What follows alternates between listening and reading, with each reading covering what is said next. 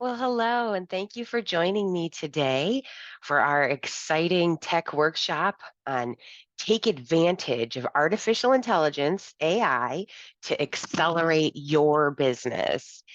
I'm excited to be here. Thanks to a wonderful grant from the Washington State Microenterprise Association.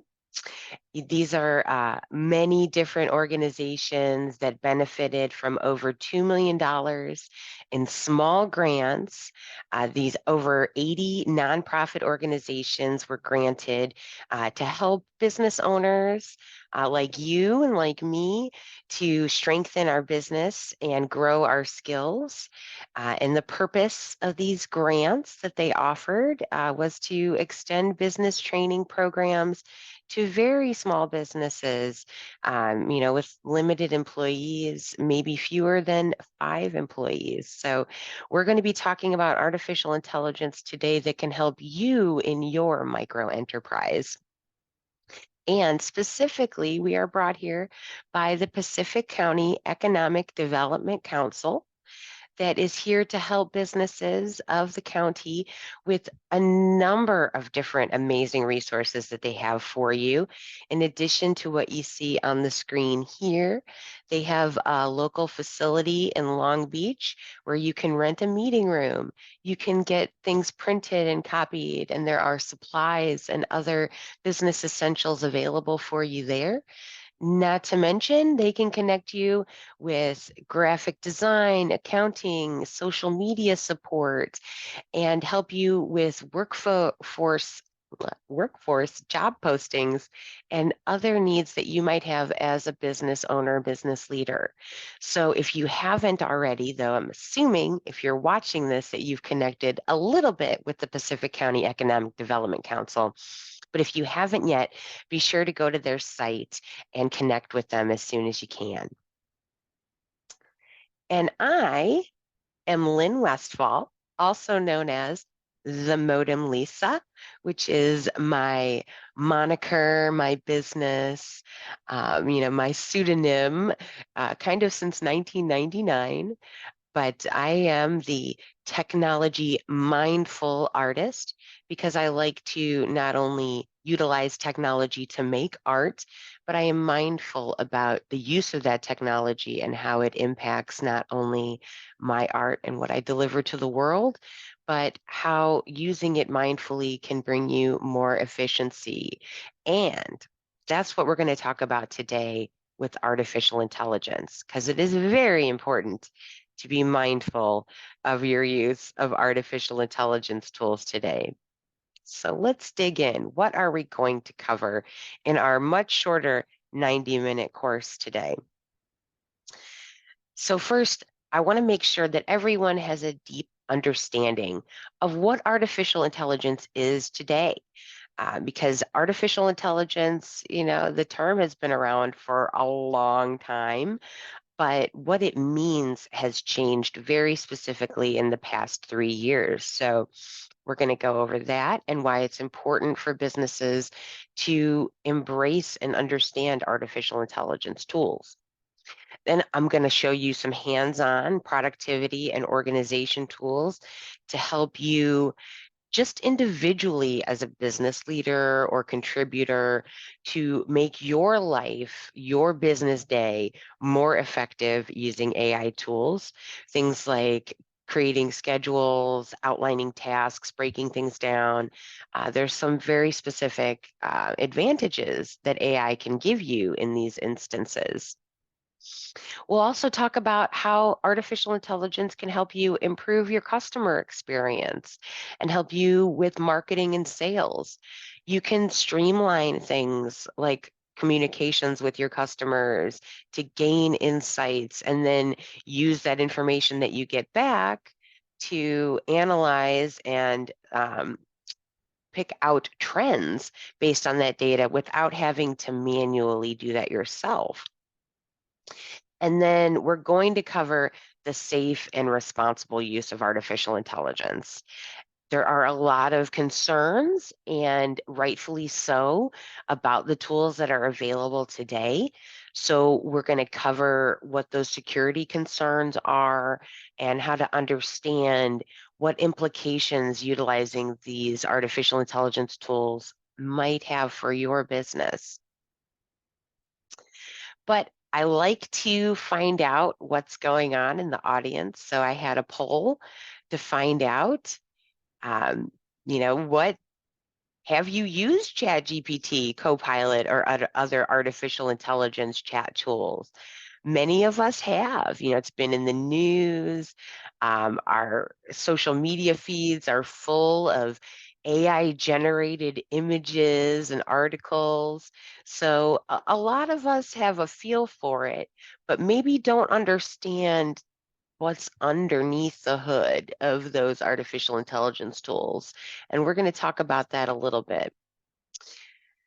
So, a lot of us are wondering, are artificial intelligence tools going to eliminate jobs?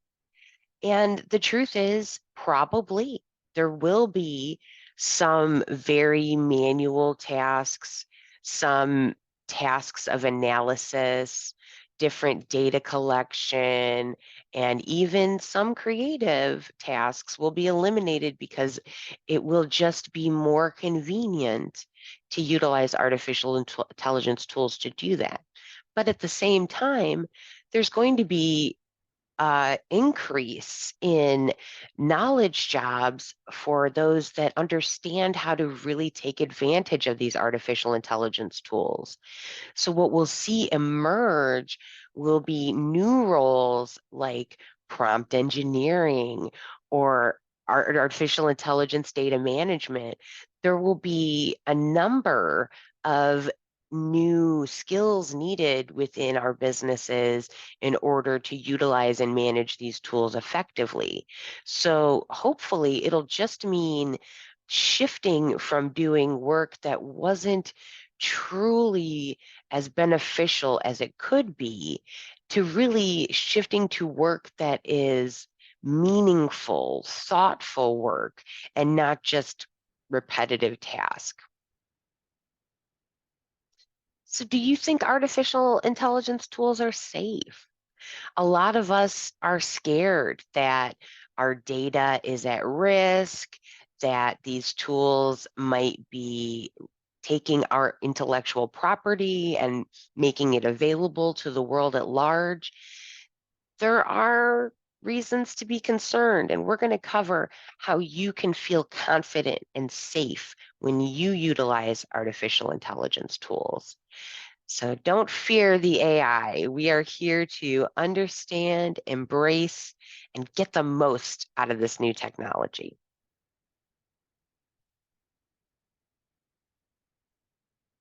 So what is artificial intelligence anyway? AI, or artificial intelligence, allows computers through programming to learn what humans learn, like the way humans learn. So for a long time within the tech industry, artificial intelligence has been used, but we didn't really refer to it so much as artificial intelligence as machine learning. So it was developing ways to have computer programs look at data the way humans do, understand it the way humans do, and utilize it the way we do, because our brains are able to connect patterns in data differently because we have ways based on the way we've learned, our histories, even, to some extent, just cultural understanding that we're taught from the day we're born. We learn in ways that are very adaptive, flexible, and react to the data that we're given. So a human has to program a computer to follow instructions in a typical piece of software. But as we work through machine learning, we're actually instructing that computer to learn how we taught it that function so it can teach itself in the future. To do this, we use what are called algorithms. And algorithms are complex formulas of different instructions that just tell computers how to interpret, analyze, and work with that data. When we talk about artificial intelligence today, we're really talking about two different kinds of artificial intelligence. The first one that became ubiquitous, within the last decades was predictive AI. And this is AI that analyzes data and it can predict outcomes, it can build trends and patterns. And what we see with a lot of this is product recommendations, advertising use. Many of us utilize home smart devices like Google, Siri, or Amazon devices, which I won't name because she'll wake up in my room. But things like asking Siri or Google to do something or tell you what the closest restaurants are or recommend products or TV shows like Netflix. These were all predictive AI. And they've been around for a while. We're all kind of comfortable with it. We weren't even thinking that this was artificial intelligence, were we? Until boom, 2022 comes around. And all of a sudden, there's this explosion of what is called generative artificial intelligence. And this, the big boom kind of came with ChatGPT, which brought into existence, really into the forefront of all of our culture, this ability to have computer programs that have been taught based on sets of data how to interact with that data like humans so that it can automatically create new, and I quote that because we're going to talk about why it's not completely new, but it, kind of on the fly is able to generate, create. So based on its knowledge, you can ask these generative tools a text-based question and have it provide you back text, images, video, audio. We're seeing tools in all of these spaces just rapidly developed over the last 2 years. So when people are talking about AI tools like ChatGPT and Copilot, they're talking about generative AI. And we're going to focus mostly on generative AI today because that's where we're seeing the biggest benefits. So now you're asking yourself, what can AI really do for my business? Because yeah, it seems like a lot of fun to go out and generate some images that look silly or, try to make a 3-second video to post on TikTok or something. But really, artificial intelligence tools have powerful means to help us do more with less time and less resources, with less people, less tools, and certainly streamlining what can be very manual, disconnected processes. We're now given sets of tools, many of them for free, that can help us in ways that we maybe never thought of for our businesses before. We can use some of these AI tools to help us reduce risks, understand where we may need to add more resources to our business, or analyze data trends about our customers that might change the business. And all of these things ultimately can help us stay competitive as a business. So let's talk about the first group of tools: productivity and organization. So planning, getting things done, this is really the core of business, right? Every business has goals to accomplish at the end of the day: revenue goals, customer deliverables, whatever those business goals may be, they require you to plan them out, stay organized, track what you're doing. And there's so many artificial intelligence tools on the market that are geared just towards doing this. And truly, the basic generative chat tools are able to do a lot of these productivity and organization tasks for you, with you having to learn very limited information about using these tools themselves. So let's dive right in. Generative chatbots, our new best friend. I've put in your information sheet a couple of links to my favorite generative chat tools, but certainly these are not all of the generative chat tools out there. So I want to start with the one that everybody's heard of, the Big Bang, right? I'm sharing my screen with you now on the Chat GPT screen. And you'll see over here in the left, I can start a new chat, but there's also a list of all the chats that I've ever done with it. And this is really nice because you can go back and look at what you've asked it and the answers that it's given you before. I did have a paid account with ChatGPT for a period of time, but I don't currently. And with all of these chat tools, there are options to upgrade. So with ChatGPT right now, for free, it is great for everyday tasks, like it says, and it's fast.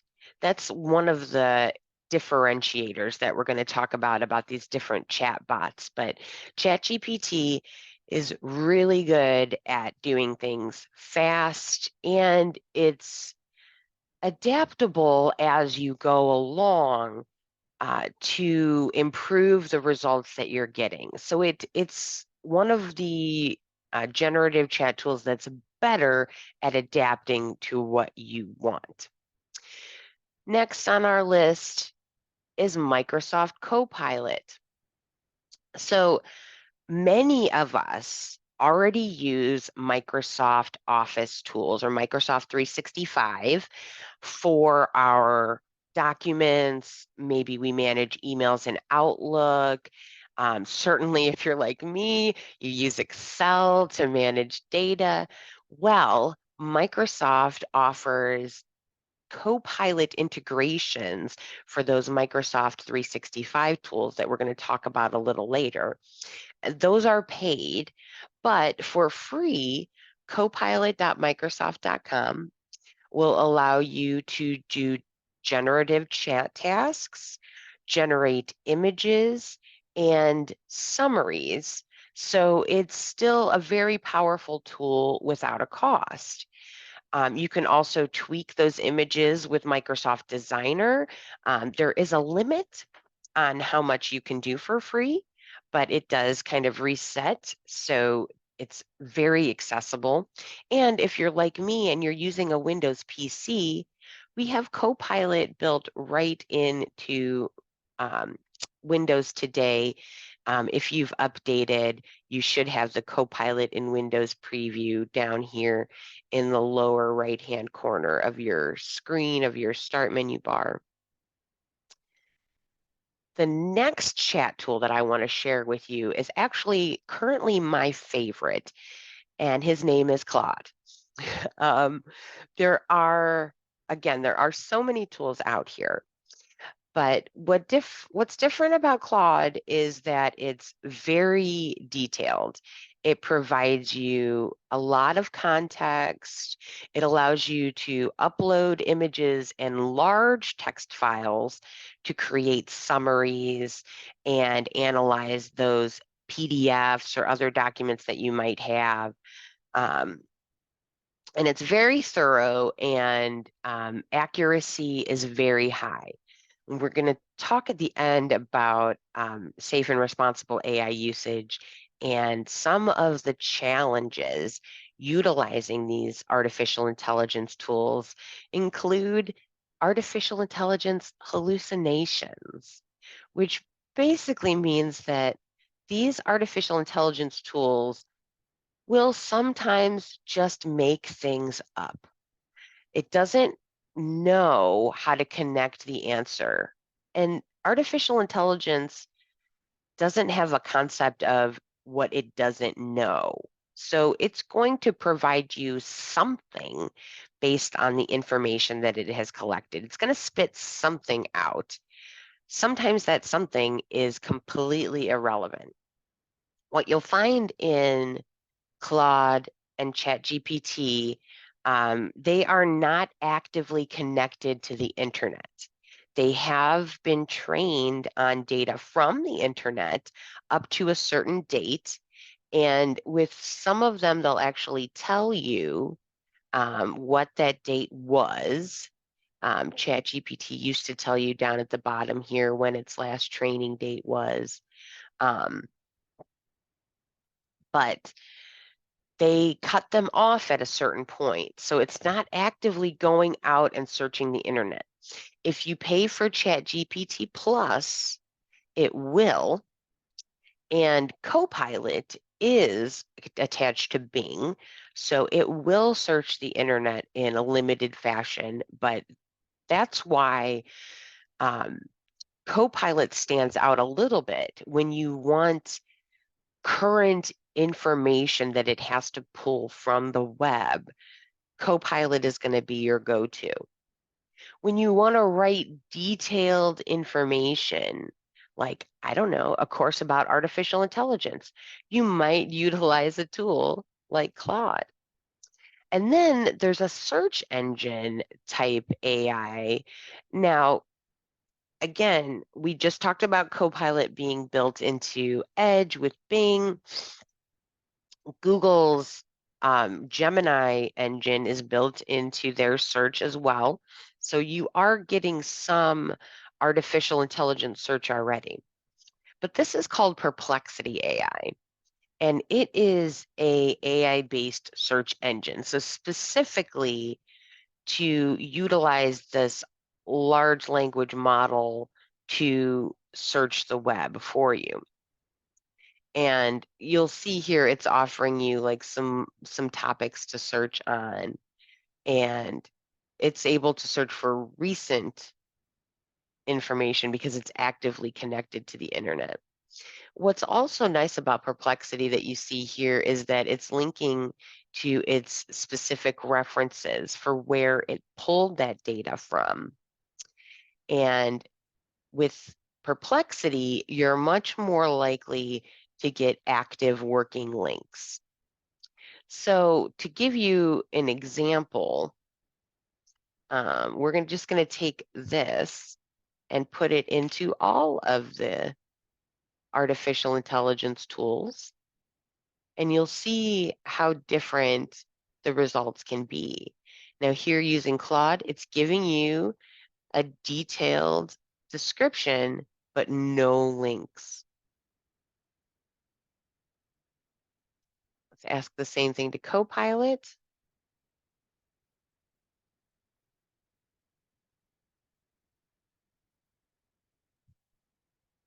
And what I mentioned in the text about, in the document about Copilot is that the free version is slower. If you do pay for the Microsoft 365 Copilot add-on, it actually will improve your speed. Like you can see actively how slow this is typing back to me. But it does provide me with some links. Now I want to wait for it to get done because what I've noticed with Copilot is that many times the links are not active. So even though it is actively connected to the internet, it's not necessarily checking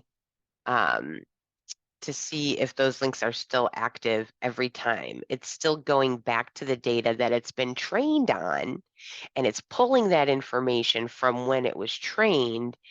And you kind of have to tell it, and we're going to talk about this next, but you have to tell it that you want it to look for more active links. I'm going to have it stop responding so we can go ahead and click on one of these and see if it is still active. And luckily, in this case, it was. Now you'll see the difference when we use ChatGPT in the speed of response. It's able to really speedily drop out some data. But again, here, because it's not actively connected to the internet, we're not getting those links and responses. And you'll see its response is comparable to Claude's. It offered us two options, so we can choose which one we prefer more. But yeah, no links here, similar information. We actually got a little more detail out of ChatGPT than Claude, which is interesting because that's not always the case. But like I said, that's why you have to get a feel for what you get out of each different generative chat tool, because they are all different. They do similar, very similar tasks, but you're going to get something a little different out of each one. And it's all dependent on what your ultimate goal is. And in order to get what you really want out of these artificial intelligence chat tools, you have to know how to craft the prompt. So, crafting a prompt, when I talk about prompts, I am talking about the question that you're asking. So, this was a really vague prompt. It is not well structured. It was just based on, what we pulled off of the Perplexity. Hey, what do you want to do today? So what we got out of it was still pretty good if we were just looking for some basic recent information on longevity. But if we needed something very specific, if we wanted the outcome to be much more detailed and relevant to something that we're doing, we need to be very clear and detailed. We need to provide a lot of context. We can use examples. There's a lot of different tools available to teach the artificial intelligence chat based on these examples that I'm giving you. Give me another one of these. You'll also want to start high level and then break things down.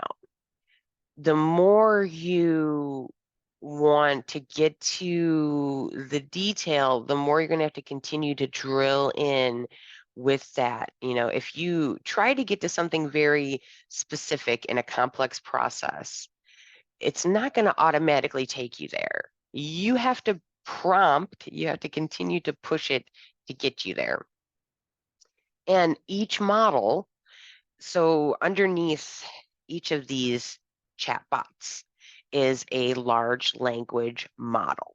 And that model is the data and the way in which the data was connected in the training process. So that's the large language model. What you see on top where you put in the data, that's just a web app that's connecting to that large language model. So whatever was in that model when it was created and trained they're a little different depending on which one you're using. If you're using Claude, you're using a different model than ChatGPT. It does happen that ChatGPT and Copilot are using the same models because they're both through OpenAI. You want to always provide feedback to the artificial intelligence tool. This might seem kind of funny, because, isn't it supposed to be a smart machine? Isn't it supposed to know what it's doing? Yes and no. We are all part of this current artificial intelligence experiment because as we use these tools, they are also learning from us. So this is one of the features of paying for tools that you can also take advantage of if you don't want the models to actually use your data for learning purposes. In many cases, you have to pay and then opt out of things. And in many cases, it also means you're going to lose a feature or two. You're going to lose the ability to store that chat if you don't want them to train on it or things like that. Depending on the tool, there will be different trade-offs for not letting them utilize your data. When it comes to learning about prompting, I put a link in your documentation for a site called Learn Prompting. Let me bring that up here so we can dive into that together.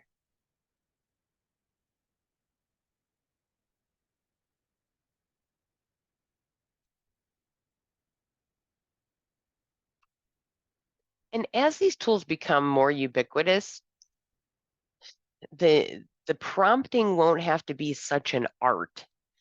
But depending on how detailed your needs are, the concept of prompt engineering will be going through your mind a little bit. In order to get your output, you have to kind of know how to craft your input into the machine. And this guide is great for getting you through the basics. If we just want to talk about some basic instructions here, it can do things like very basic instructions easily. Um,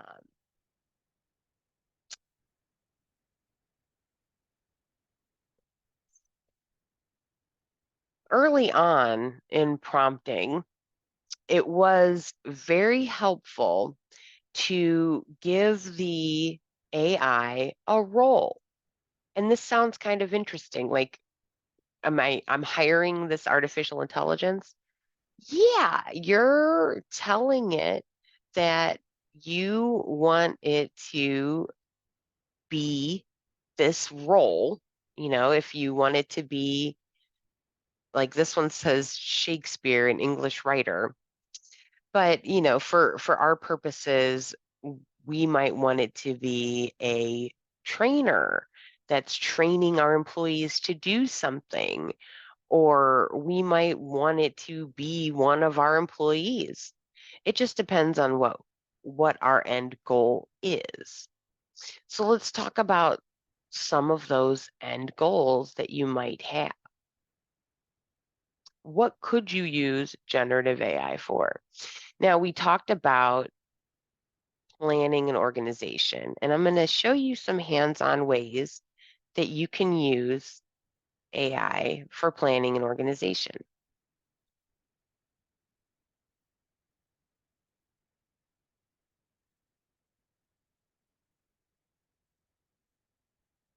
So let's start with ChatGPT just to see how we do. Let's start up a new chat.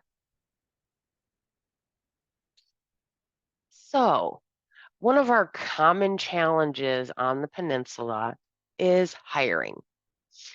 We have very seasonal needs for different employees, and going through the process of posting a job post, reviewing resumes, all these things, it's very time consuming. So utilizing artificial intelligence to help us with these hiring tasks can really save a business owner a lot of time. So first, we might want to do something like writing a job ad. And this kind of prompt can be relatively simple. You can say, I own a local retail store focused on tourists to our Long Beach Peninsula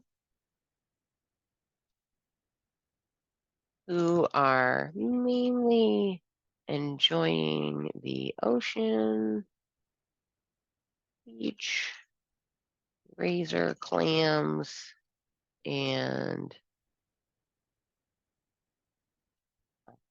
scenic parks. I need to ramp up my staff to cover the busy tourism season. What skills should I require in a job ad or additional staff to support my store? And you'll see here really quickly, it's dropping me out what it sees as the most important skills for working in retail. And obviously, number one is going to be customer service, communication, knowledge of the area, sales skills. All right. So now I'm going to build on this and ask it to create a 150 word ad to post for this job opening. And I was specific. I told it how many words I wanted, and I said I wanted to post it so it included things like emojis. But let's see if it actually stuck to the 150 word, because this is one of the areas where you'll find that artificial intelligence isn't necessarily listening to you. So I just pasted this into Word so that I could do a word count here. And it did 153 words. And I think that's just because we also have the emojis in here that it might see as additional words. But that time it did pretty good. And our ad, take a look here. Are you passionate about providing exceptional customer service and sharing the beauty of our coastal paradise with visitors? We're seeking enthusiastic individuals to join our team at a local retail store catering to tourists. So it did the job, but I don't know that I would specifically use this as a job ad. To me, it does still feel very AI generated. So let's just see what we get out of the other chat tools. Now, in this case, I'm not going to do the first part with it. I'm going to just add at the end here.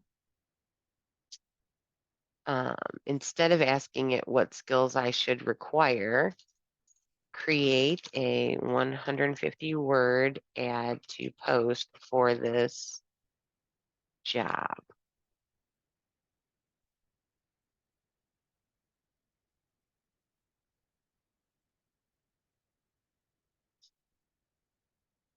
And you'll see,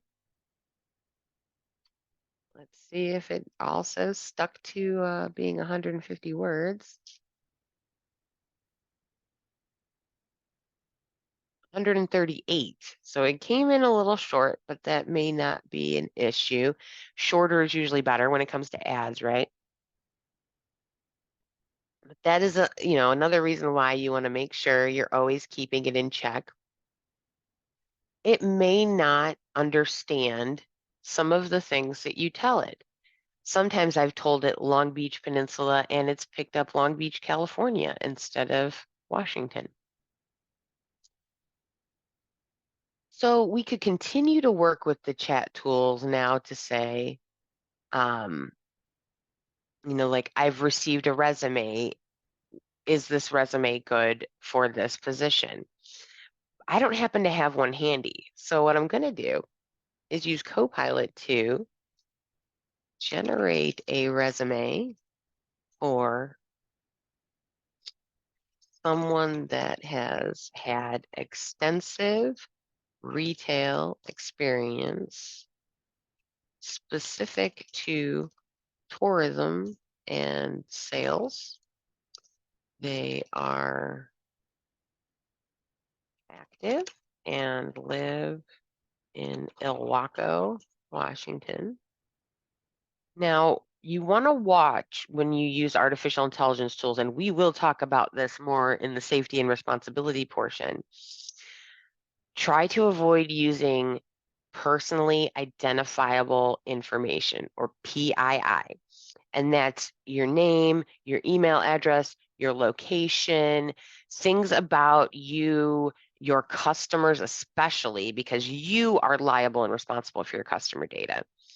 But I don't want to dive too heavily into this yet because we're going to talk about it later. But it is just critical that you limit the amount of personal data you're sharing. So let's just see what it generates here.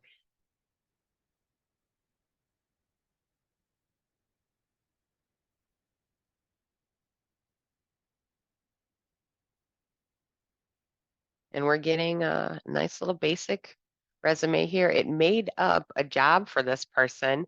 So you can see why hiring with artificial intelligence can be very challenging, because you're going to get some resumes that are generated by artificial intelligence that may or may not be true.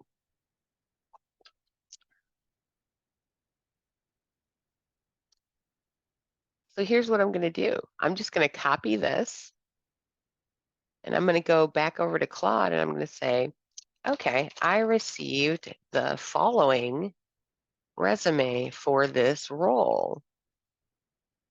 Do you think this resume was generated by artificial intelligence?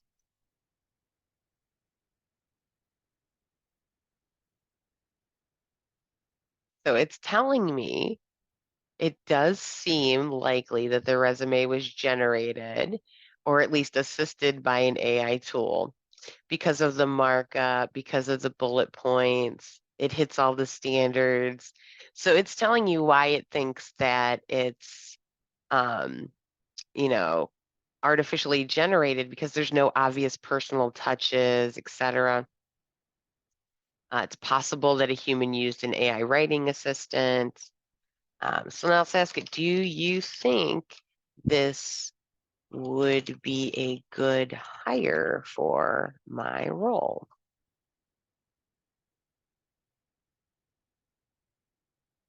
And interestingly enough, it says it would have some reservations about hiring this candidate. The candidate has retail experience. It's not clearly focused on tourism, which is not true, because this says they were at tourism shop or travel treasures. So those are very specific.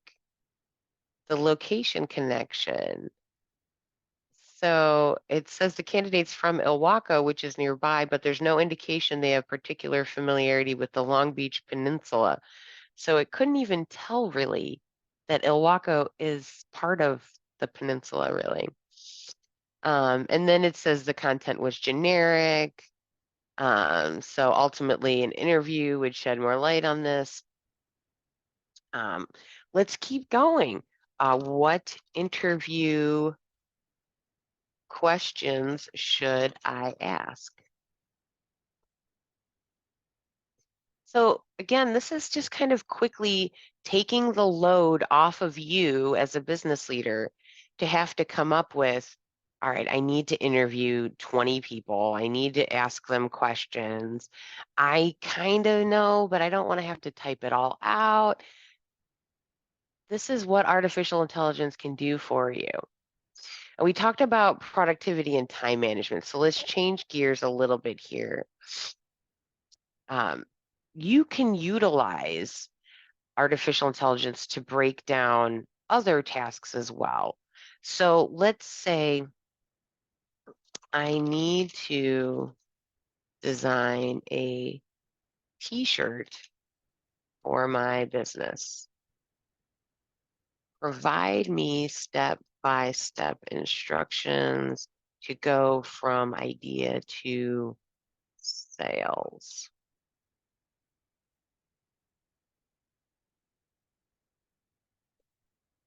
So it's going to break down for us how we would go through this process. So I'm not missing any steps that I might not have thought of. Some of it may not be accurate, but I'm going to go through each one of these and I'm going to drill down even further. Say, okay, how would I go about defining my objective?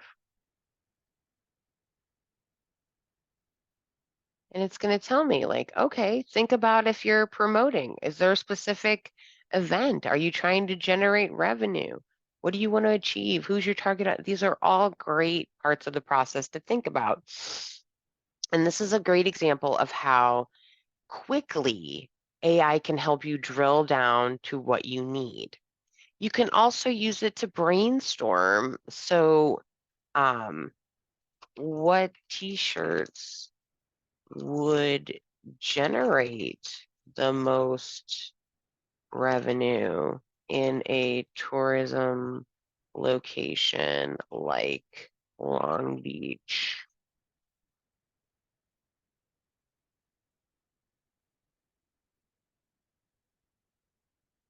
So it's telling me like I might want to consider the landmarks, the beach, nature. And these are all great ideas that I can start using to get more to what I want. And ultimately, as we're seeing, it's generating writing. So let's say you want to write a business plan. You need to have that all laid out. You can work step by step with these artificial intelligence tools to write them out. There's even specific tools for generating business plans. Some of them may be paid, but depending on your needs, you can get a lot out of these chat tools without having to spend any money. That's going to create efficiency within your business. So we've gone through a lot. I've shown you some hands-on usage. I want to just take a pause and see if we have any questions and allow for a quick break. So we will come back in about 5 minutes.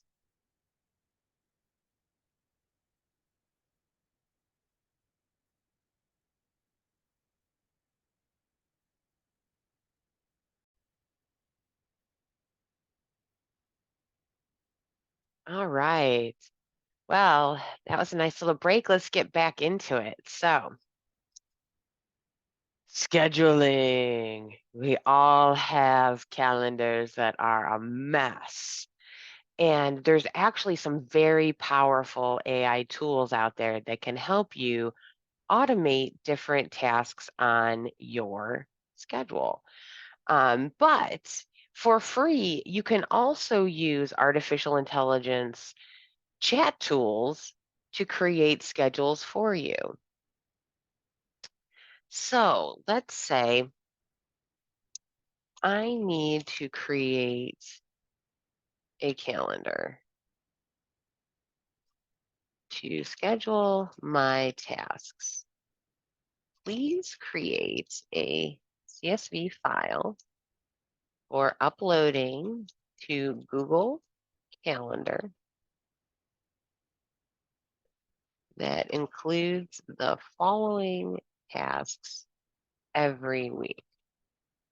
Monday from 10 a.m. to 2 p.m. working in my studio. Tuesdays from 11 a.m. to 4 p.m. working in a gallery. Wednesdays from 11:30 to 1 p.m. giving a virtual training class every day from 5 p.m. to 7 p.m. walking my dog, and every Sunday going to church from 9 a.m. to 12 p.m. So what it will do is create this CSV file that's based on the Google Calendar format. And I can copy this code into a product like Notepad.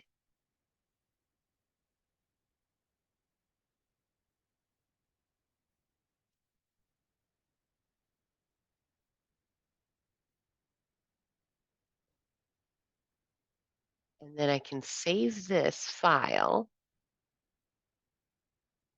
as a CSV file. I'm going to say calendar.csv.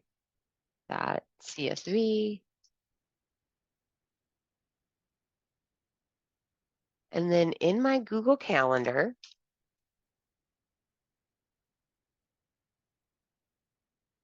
you'll see I have a number of different calendars. And I can create another calendar called tasks calendar, whatever you need to call it. Task calendar. And down here, you'll see there's import and export. And I can import. I needed to create that calendar first.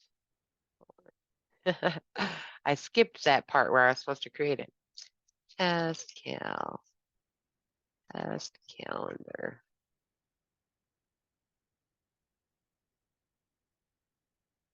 And it's created my calendar. So now when I go to import, I can select that test calendar and I can select the document that I just created, calendar.csv, and I can import it. And you'll see it created 11 events. So when I go to that calendar now, all those things that I told it to add to my calendar are here. Now, it only created them for 1 week because I didn't tell it things like, this needs to repeat for 6 months. This needs to repeat every week for 3 months, avoiding holidays. Again, this comes into that prompting where you need to be specific. But you saw how easily I created a general blocked calendar. So I knew that I was generally doing these things at this time. There are much more intense AI scheduling tools. So I provided you a link in the document to an article here that outlines several of them. Oh, sorry, let me get that right link in there.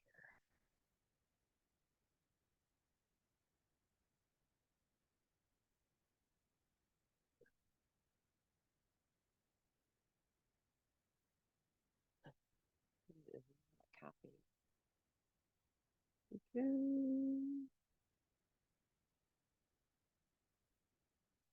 So this is just a list of the best scheduling assistants in 2024 with a really, what I liked is the really nice comparison down here of their features. When you get to the bottom, sorry, I'm scrolling kind of fast. It might hurt somebody's eyes. I don't want to do that. But when we get all the way down, they have a comparison of the different AI scheduling assistant features and a price comparison. That's really nice. Some of them don't have a free option, but almost all of them do. And products like Clockwise and Reclaim, they do really neat scheduling tasks where they can take your basic schedule and move things based on what you need to do. So if you have things that are flexible, like I work on this during this time, but it could move, then it will automatically move those things in order to adjust your schedule. See how it has flexible holds where oh, okay, like I can go for a walk at a different time if I need to, if I get not an inflexible meeting during that time. And again, these things offer, free accounts with some features. But then as you look, there's a nominal fee depending on what you're doing. Depending on the tool, there are different costs. But if you have very intense schedules and it's hard for you to easily move things around, some of these tools could be real game changers. I've found just being able to create my own blocked schedule, and you'll see why I have so many different calendars because I have a daily schedule of things that I need to regularly do. I have my blog and different work I want to do on that. I have music and other things that I want to create. So you can really layer up on the calendars depending on how you work. There are public calendars that I also um, connect with. So some of the tools like Reclaim AI,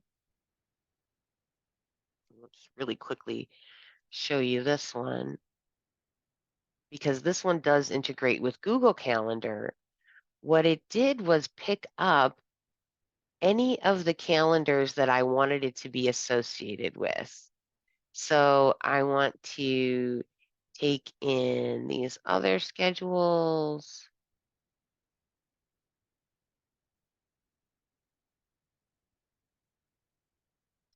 and it brings them in and it'll find things like habits. So it detected 54 habits that there's these reoccurring meetings in those calendars. Some of them I might not participate in, but some of them I might lead, and I want to make these a critical priority.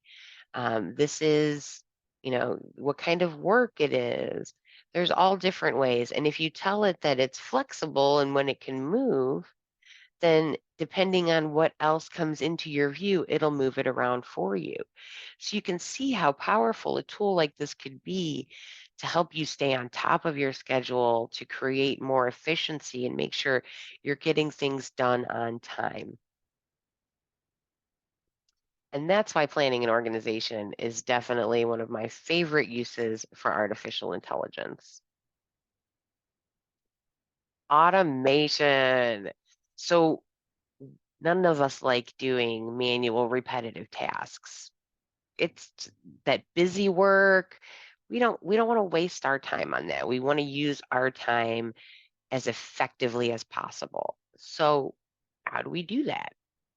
We need to offload some of that work with automation. Um, I mentioned earlier the use of Microsoft 365. And if you already pay for a Microsoft 365 subscription, automation tools are built into Microsoft 365 already. Power Automate can help you to automatically have things from separate applications connect with each other to create automation. Like you get an email that says this, it adds it to Excel. There's also another tool that I've linked if you're not someone that utilizes Microsoft tools that does a very similar thing with other products. So it's called IFITT,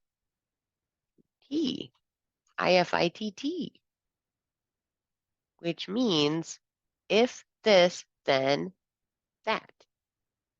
So what this does, I'll show you some of the solutions that it has here.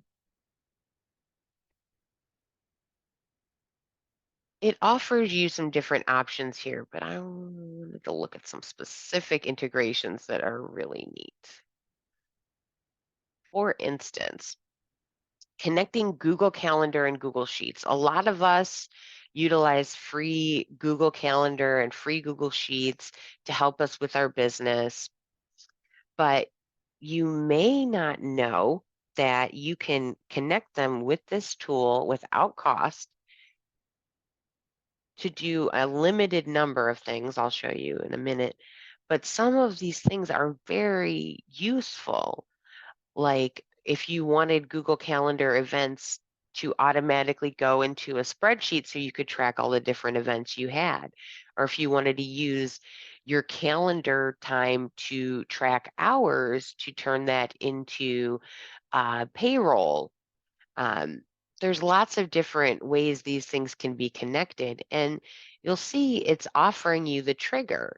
So if there's a new event added, and this current value is that, well, you wouldn't do that, but if this event is added, get a list of the attendees and then add it to the spreadsheet. These are all different automations that it does out of the box, but there's also ones that you can customize based on your needs.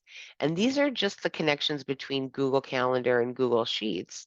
And you'll see it provides you a lot of wonderful training on it as well. But they offer a number of different ones. If you're a content creator like me, you might want to automate some of your posts when it comes to Facebook. Like automatically share my YouTube uploads on my Facebook page. What a time saver when I don't have to reshare that information. So these tools, depending on your needs, are going to offload manual tasks for you.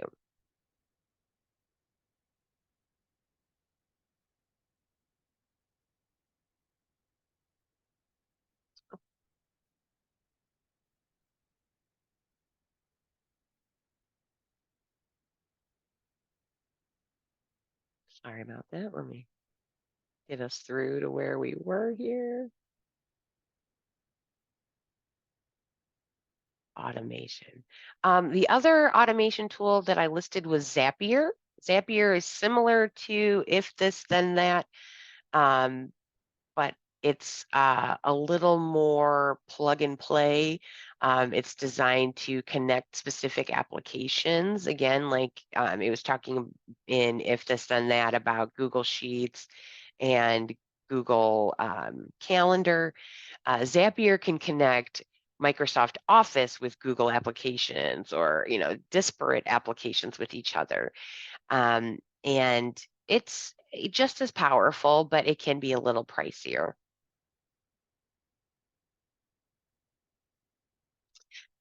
So let's talk a little bit about AI and the customer experience. So one of the things that is important as a business owner who um, wants to continue to drive business forward is understanding what your customers want, what they like about your business today, and what you need to improve in order to gain more business and grow that relationship. One of our most powerful ways of doing that, and that's been around forever, is creating surveys. So I might want to create an email survey to find out what my customers think about my business. So I can go to a tool like Claude and say, I need to survey my customers in order to gain more sales. What questions should I ask on the survey? And here's a little prompting technique that we're going to add. Check your work. Be as detailed as possible. Gear the questions to the retail tourism business in Long Beach, Washington, and make sure the survey is easy to complete on any device.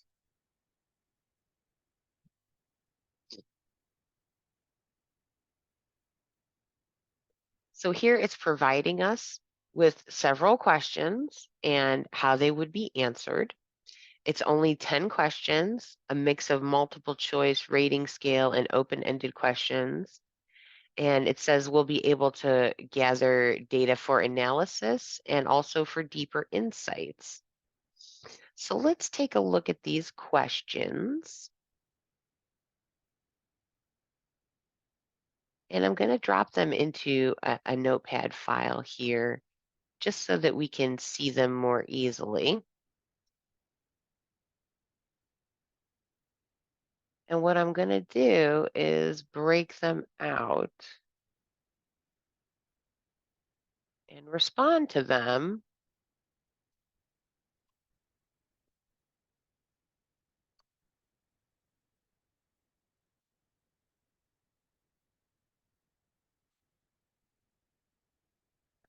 So we're not going to provide any more of this. I'm going to say no, I don't want them to contact me via email. So how did I hear about the store? We're just going to say online search. Our primary visit was to purchase local artisan products. We were dissatisfied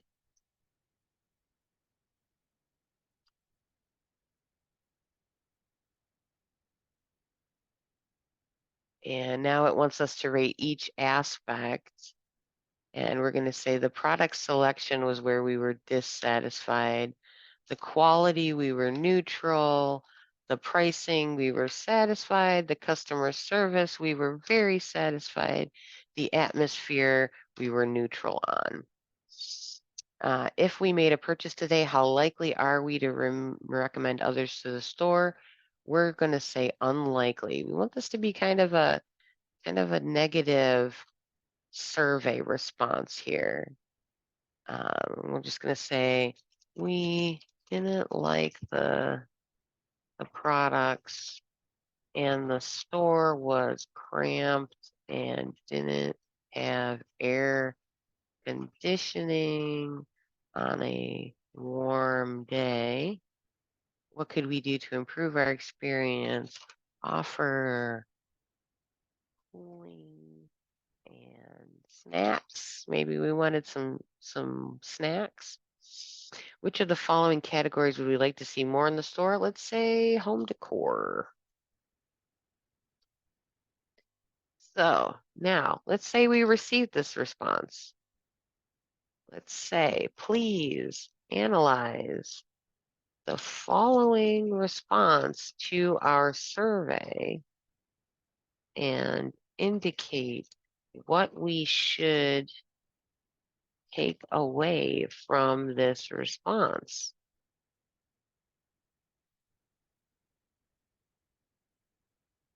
So if you put out this survey, you could collect all of your responses and then put them in a document, and this little attach with it. Claude will take up to 5 10-megabyte documents. Those are pretty full of text. So there's a lot that you can cram in there. But let's see what it says. So the takeaways are that their overall experience, the customer rated their overall satisfaction as dissatisfied, which is a clear red flag. And the product selection seems to be the issue. Positive pricing and service. The store atmosphere needs improvement. The store was cramped, likely contributing to their neutral rating. So it's taken out a lot of those key information. And what it would have done if we had had many responses is it could aggregate those together and tell us, what all of those insights together brought in. And we can build this out in, something like SurveyMonkey. We can use this to create email survey, however we'd prefer to have that survey run. And then let's say, create a CSV file containing the survey response so I can track all that I receive.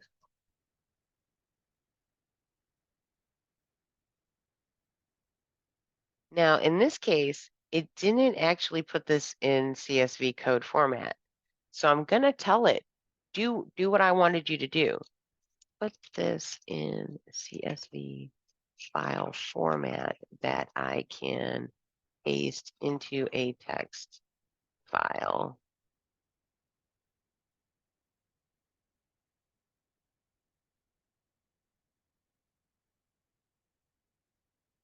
So it says I can paste the direct above into a CSV file, but it doesn't look like it formatted it correctly. So let's try it. The quotation marks are the dead giveaway for me that this is not going to be correct. So we're going to call this survey.csv.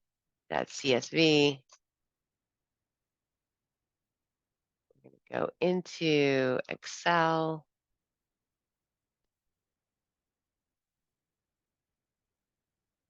And I'm going to bring this into Excel.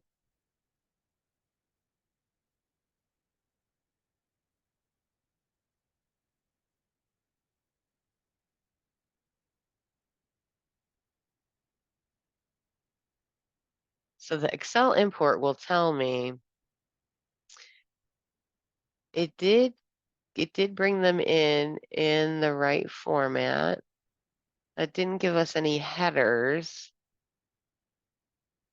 And it kind of, the way it set this up would not really be effective, right? Because we'd have these as the questions. And then this column would be response 1. We'd have to have a column for every response. This might not be the best way to track it. So again, this is one of those instances where you have to kind of tweak things. You'll see some of the parentheses stayed in.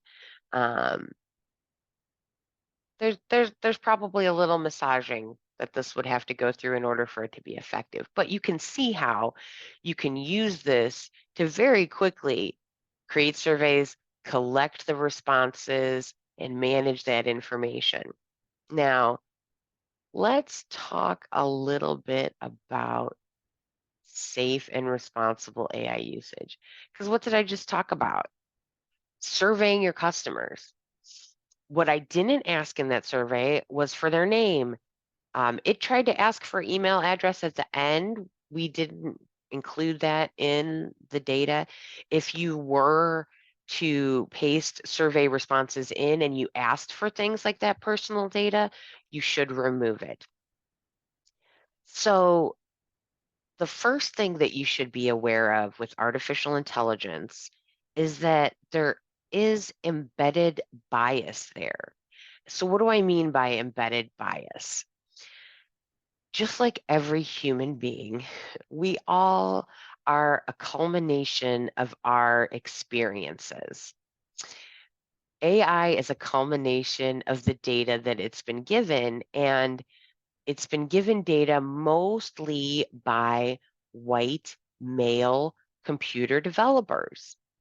So you may have seen several articles about how AI provides bias responses. If you ask it for an image of a business owner, you're probably going to get a man and not a woman. Even if you ask it for a picture of a teacher. I have a very funny YouTube video, 2 of them about AI bias. Um, one where every picture I asked for of a teacher, they all had to have glasses. That seems kind of biased. I don't think all teachers have to wear glasses. But you want to keep this in mind that AI tools may be skewed based on the data that they're given.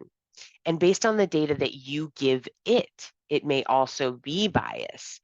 So you want to continually keep that in check and make sure that it's not skewing what you're doing. make sure you're always thinking about the data you're inputting. This is when I started the class, me being the technology mindful artist, you have to be mindful of what you're putting in. It's very easy. Even I did it by accident at first. It's very easy to drop your name in if you're copying and pasting a document. You're trying to work through something and you're just not thinking, as efficiently as you'd like to think. But especially when it comes to your customer data, you cannot enter it into that chat information because it is learning from that, it is storing that data, and if you're the one that's entered it, you're liable to whatever happens with that data at the outcome because these companies are not providing you any kind of protections. You're not going to be able to go and sue them if that customer's personally identifiable data that you pasted in is then stolen during a threat to the AI platform. So you definitely want to make sure that you're protecting that private data. Ultimately, artificial intelligence still needs humans. I know it sounds crazy to think about it, but we all still have to have some kind of oversight. You can't just clear copy and paste the results that it's going to give you. You have to read them. It will still misspell things. It will use things out of context. And like we talked about, it will hallucinate. So the next bullet point, understand how AI makes decisions. The more you understand about how these AI models work and function, the more you start to understand that they may not be doing things quite right. And if you don't understand the logic, all of a sudden the output you get may not make sense, or it may be completely false. Like we said, AI hallucination is a very real thing. So you want to double check. And that's why, like we use today, I showed you that I hopped between ChatGPT, Copilot, Claude, and Perplexity. Double check them with each other. Yes, when it comes to ChatGPT and Copilot, you're kind of using the same model. So you might want to double check against Claude or Perplexity instead. All of them work a little differently. So, the more you start to use these, the more you'll understand. And it's easy, the more you use them to see when the data may not be right. And then you want to make sure that you're following ethical guidelines and practices. And what do I mean by ethical? So, some of the information that these models were trained on was not necessarily legal for them to train on. And when you're a business, you have to be mindful of what that means for your business.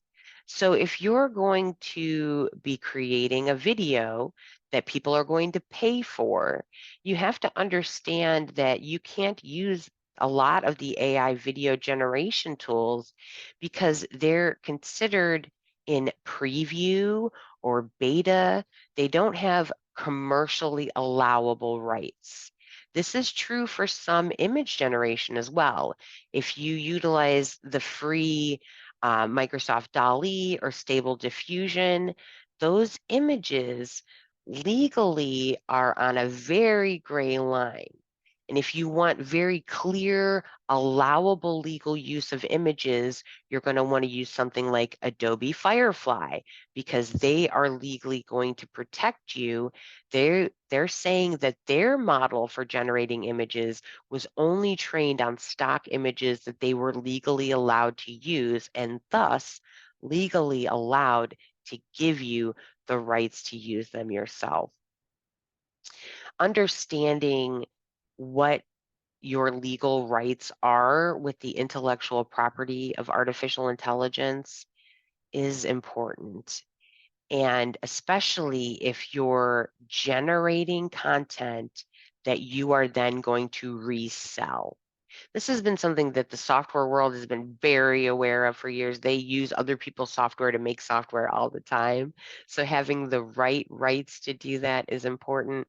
And now all of us in this AI experiment have to remember the same thing, that we aren't really the generators of this content. It learned from other content. So we have to know if we can legally use that content that it learned on. So I hope that you're excited to try out all these wonderful tools. Um, and I'm happy to stay on and answer any questions that you might have about them. I thank you very much for joining me today to explore all the wonderful efficiencies that your business can gain through artificial intelligence. And don't forget, on Wednesday, we're going to talk about blockchain, cryptocurrency, and NFTs, all that exciting bleeding edge technology. So I hope you'll all join me then. And I thank you so much.